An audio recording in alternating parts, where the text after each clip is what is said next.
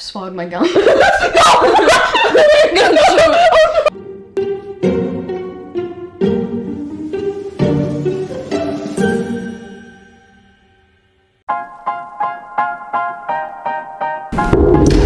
the green room. Hey, it's Natalie. Hey, are you ready for your interview? Yes, I am. Let's get started. Where do you plan out your videos? Show me your process. In my room. So you were born in Bend, Oregon, or?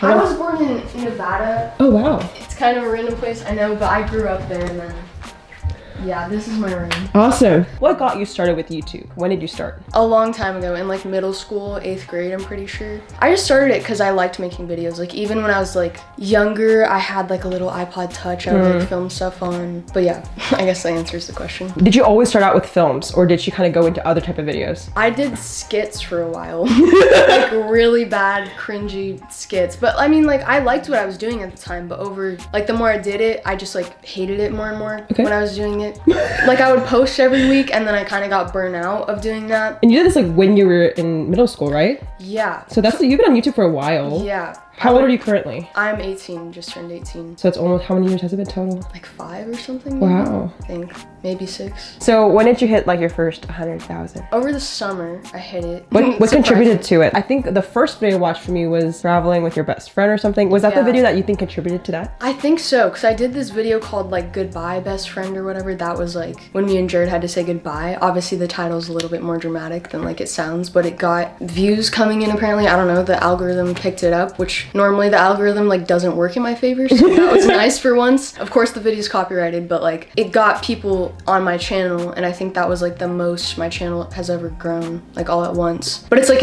I don't do YouTube to like grow or whatever, so it's like this obviously means a lot to me, but it's not like I worked for this specifically. Just like it's a bonus, I guess. Like I just like what I'm doing with like videos. It's not about like, I guess, growing my channel. What motivates you to make videos? I mean, you like creating films, right? Do you think it's just the genuine passion, or what motivates you to post? I think it's honestly just like the genuine passion, which sounds like cheesy, but I don't know. When I'm making a video, I'm not thinking about like, you know, like what's gonna get me views or like what's gonna get the title of the video out there. Like I just make the video the way I want to make the video. Like most of the time I come up with my titles like 5 minutes before I upload it. Really? It's so bad, and that's probably why my channel doesn't grow. But like, it's just like I like making the videos. It's not about like getting them out there necessarily. Obviously I want them to get out there, but not for like views and money and like fame or whatever. So show me how you edit your videos, or where you edit your videos. Okay, so that over there is my desk.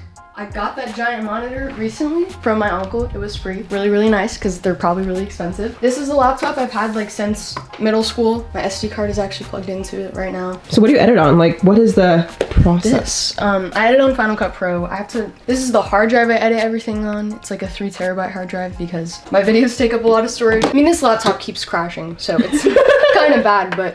What is your process for making videos? Let me get my little notebook over here. Wow. I have like, normally when I like get a video idea, sometimes like, it kind of just depends on the video, obviously, but if I, you know, come up with an idea and I need to like plan it, obviously, before I start filming anything, I'll write it all down on like these pieces of paper, but I'm like really disorganized. So what I'll have to do is like, I'll write everything down, but it will be like all out of order. So then I'll cut it out and then actually like organize it in this thing. Oh no way, you like cut it out? Yeah. Oh my god. It's so like messy. I mean, it looks more complicated than it actually is. So this is before you film anything? Yeah, I mean, just swallowed my gum.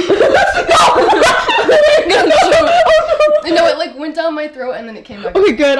I mean, it kind of just depends. Like some of the stuff was actually written while I was editing, because like once again, I'm just like so disorganized that like when I'm editing, I'll have to write it down too, so that way I can like have something to like look back to and like refer to it. But at the end of everything, like this is, I don't know, everything is just super disorganized. So when you come up with videos, you write it down in your notebook, then you transfer it to an actual notebook, and then you film the footage that you need? Yeah. So you don't have like a shot list or anything, you just kind of like create with their intuition? Sometimes if something is just like an impulsive thing where I just like want to film me doing it, then I'll do that and then see what I'm like working with, because this looks like I have like everything organized, like all this, but I really don't. Like when I when I was filming these videos, I had no idea what I was doing. Like, it's crazy. When I'm filming stuff in like the moment, it's so stressful. I don't know why. Like, it is just genuinely really, really stressful because I feel like I don't know what I'm doing. But then like when I'm editing, I see it come together. So I don't know. You always make it work at the end. Like, it's surprising to hear this behind the scenes because when I watch the video, it's like polished. Like, you have all the B-roll you need. Do you ever run into like an error with editing? You're like, oh, I don't have enough footage, or I don't have, this isn't flow right.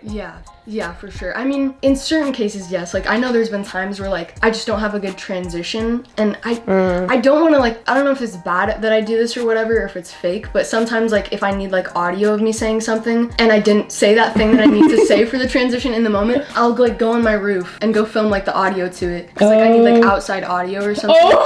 It's so bad. Like, I know, I'm like exposing myself, but like sometimes I really just need the transition. But I mean, most of the time though, I do just like work with what I have. It's not like anything's like staged or rehearsed or whatever. I try to make sure I'm not like obviously faking the whole video, but if there's just sometimes like something will come up where like I need audio to like transition out of a part to a different part, I'll add in audio. Yeah, that's a good thing, because I think a lot of people put pressure in the moment, because especially when I travel, because you want to be in the moment, but when you're filming, you kind of like have to be in film knowledge. Yeah. So sometimes like I just want to genuinely enjoy the trip, but I can't. So it's kind of nice that you're able to like maybe go back and like not make it a big deal, and also like transition. Yeah. Do you have an issue with that? Like, I'm sure that is an issue. Oh yes, for sure. I know like when me and Jared film videos together, we always just try to like make sure we're having time like off camera, like just to like bond and like actually live in the moment and like be together, because our friendship is like, we love filming it and we love like posting about it, but it's like we still want to like have like the off camera stuff and just like be real, because there's stuff you can't say online. There's like, you have to put a filter on, unfortunately, just because people get like so triggered. But I know you've been very like, social media has been a passion for you, but lately have you ever been stressed about it? It hasn't been as fun anymore. Has that ever been a problem for you? There's like stages I go through where like it's like, damn, this is really stressful, but I think in the end it's always fun, and I'm like, I never regret that I'm like doing this at all.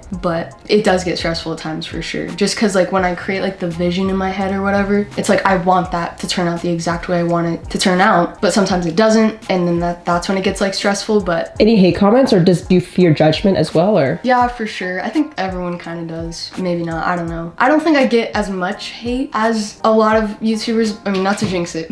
I'm not gonna jinx that, but I don't know. Yeah, what do your parents think about this? Yes and no. It's like when it comes to me like staying up all night and then like, you know, missing a day of school or something because I like had to edit a video all night or something, they're like, you know, this is like, you're wasting your time to focus on school. Like, my dad is a reasonable dude, so like he'll say like, okay, what's the long-term goal though? Like, yes, this is what you're like happy with doing right now, but where is this gonna get you in like 5 years? Yeah, so and what is I don't know. What is like, do you know your long-term? No, I have no idea, but the only thing I do know is that I like making videos. So yeah, I want to do that, obviously. Like, I'm miserable at school. If there's one thing that like I know I like doing, it's making videos, and sometimes that comes with the sacrifice of not going to school. But I'm in my senior year, like halfway through, well, a little bit less than halfway through, but I'm just gonna finish it and get it over with. And then from there, we shall see to be continued. I have no idea.